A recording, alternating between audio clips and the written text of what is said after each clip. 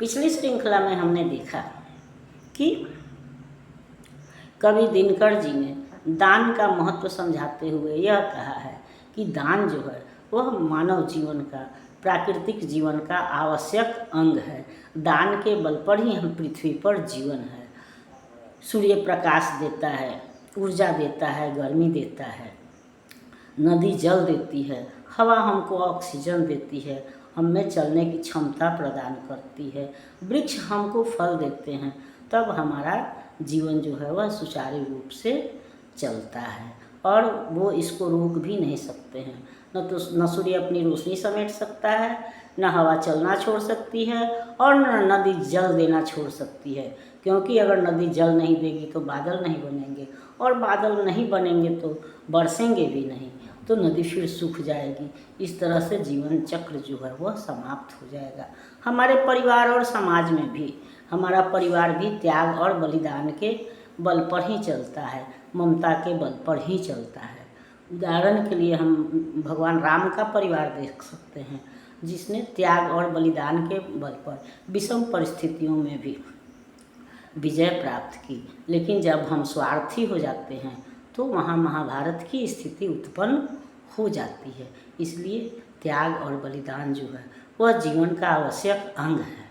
और त्याग इसलिए भी आवश्यक है क्योंकि एक दिन हमको सब छोड़कर जाना ही पड़ता है।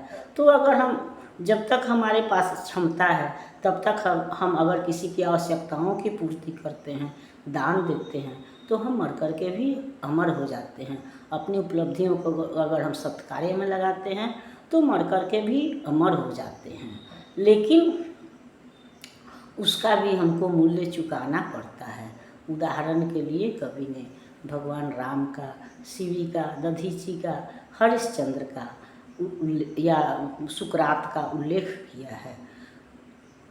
भगवान राम ने अगर प्रजा रंजन का यानी प्रजा को खुश रखने का मर्यादा का उद्देश्य रखा था तो फिर उनको उस व्रत का अंतिम मूल सीता को त्याग करके चुकाना पड़ा, जबकि वो जानते थे कि सीता पवित्र और निष्कलंक है।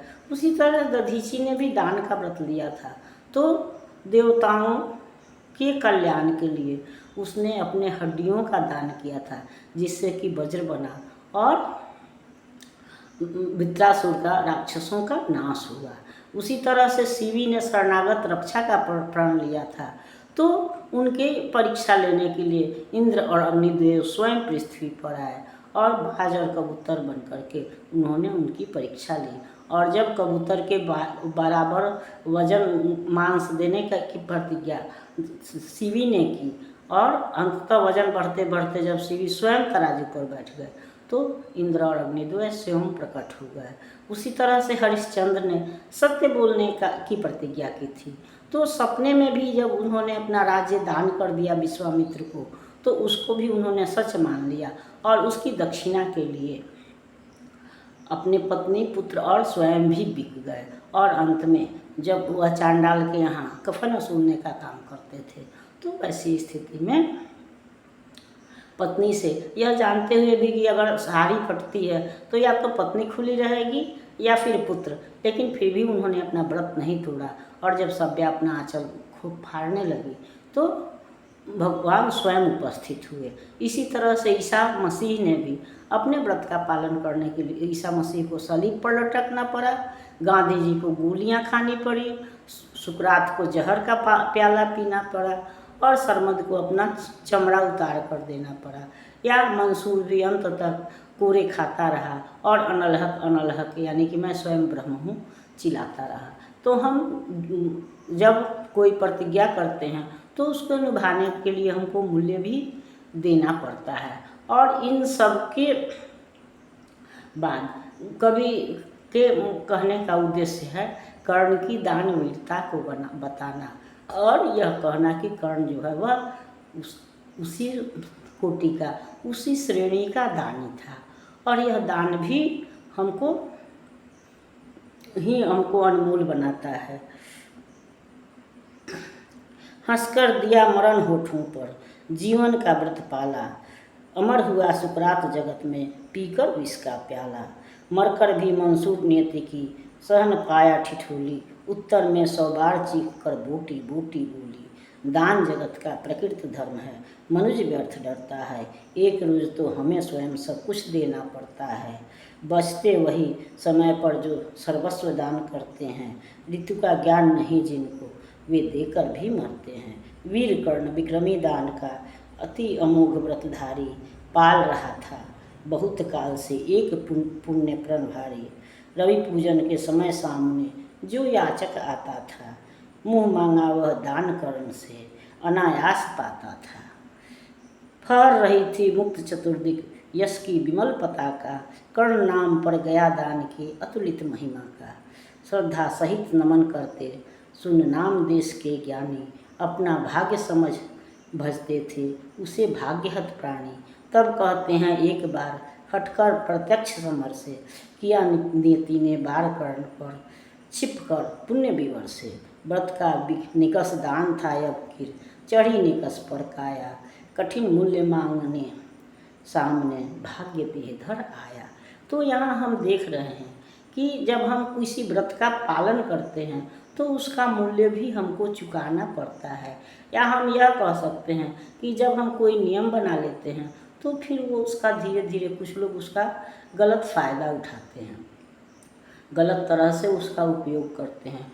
तो यह स्थिति एक दिन कर्ण के साथ भी आई। कर्ण ने यह प्रतिज्ञा कर ली थी कि जिस समय वह सूर्य की उपासना करता था, वह सूर्य का पुत्र तो था ही, सूर्य का बहुत बड़ा उपासक भी था, और जिस समय वह सूर्य की पूजा करता था उसके बाद जो भी उसके सामने आता था या जो कुछ भी उससे मांगता था वह उसको अवश्य दान में देता था। और इस तरह से वह विख्यात अपने समय का सर्वश्रेष्ठ दानी कहिए, विख्यात दानी की कहिए, तो सर्वश्रेष्ठ दानी था। और उसकी यह यश पताका जो है वह चारों दिशाओं में फैल रही थी। यानी सभी लोग जानते थे कि कर्ण बहुत बड़ा दानी है। और तब यही होता है कि कुछ लोग उसका गलत फ़ायदा भी उठाते हैं।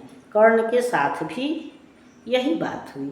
जहाँ पर सच्चे लोग, ज्ञानी लोग उसका आदर के साथ नाम लेते थे, वहाँ पर जो ज़रूरतमंद लोग हैं वो भी उसका श्रद्धा से अपना भाग्य समझकर उसके सामने श्रद्धावनत होते थे, झुकते थे। लेकिन उसकी यह दानवीरता ही उसके लिए काल बन गई। ये अब तक तो दान पर निकस का मतलब कसौटी होता है। तो अब इस बार क्या हुआ कि प्रत्यक्ष युद्ध न कर करके कर्ण को कमज़ोर करने के लिए इंद्र ने कर्ण से कवच कुंडल लेने का प्रयास किया। और इस तरह से वो ब्राह्मण के वेश में जिस समय की कर्ण सूर्य भगवान की उपासना कर रहा था वह कर्ण के सामने उपस्थित हुआ और दान में उसने कर्ण से उसका कवच और कुंडल ही मांग लिया। जो एक तरह वह कवच कुंडल का देना क्या था, एक तरह से कर्ण को अपने जीवन का दान कर देना था। तो यह जानते हुए भी उसने इंद्र को पहचान भी लिया और यह भी जान लिया कि इंद्र भगवान जो है वह अपने पुत्र को निर्विघ्न उसका विजय निश्चित करने के लिए, उसके रास्ते के कंटक को साफ करने के लिए मुझसे कवच और कुंडल मांग रहे हैं।